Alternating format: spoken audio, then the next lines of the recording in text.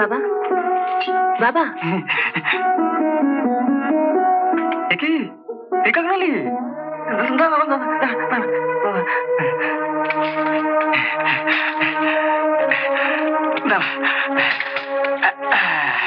চল ঘরে চল, চল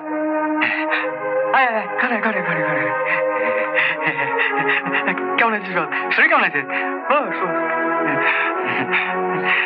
কেমন আছিস?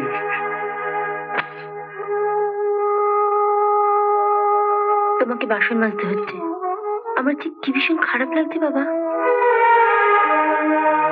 ন্যাকামি করিস না। খারাপ লাগছে?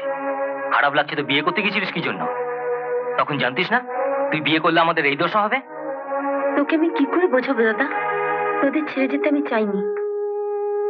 ও বাড়িতে গিয়ে আমি খুব ভালো নেই রে।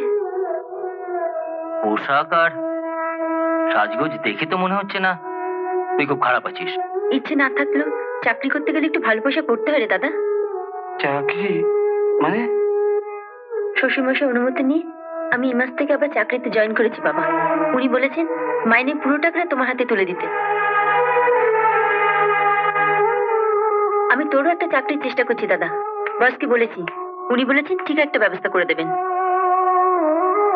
শোনো বাবা, আমাদের বাড়িতে যে মেয়েটা কাজ করে সেই শর্মার একটা বোন আছে। মেজ বৌদি? ও আয় আয়, যা প্রণাম কর। ঠিক আছে ঠিক আছে, থাক। কিরে, সব কাজ করতে পারবি তো? পারবো। শোন শোনো মা, এই ভাঙা মাছটার জন্য বাবাকে 100 টাকা দেবে, তারপর প্রত্যেক মাসে 200 টাকা করে। ঠিক আছে মেজে বৌদি। আমি অফিসে যাওয়ার পথে ওকে বাবার কাছে রেখে আসবো। শর্মা, এই শর্মা, যাই বড় বৌদি।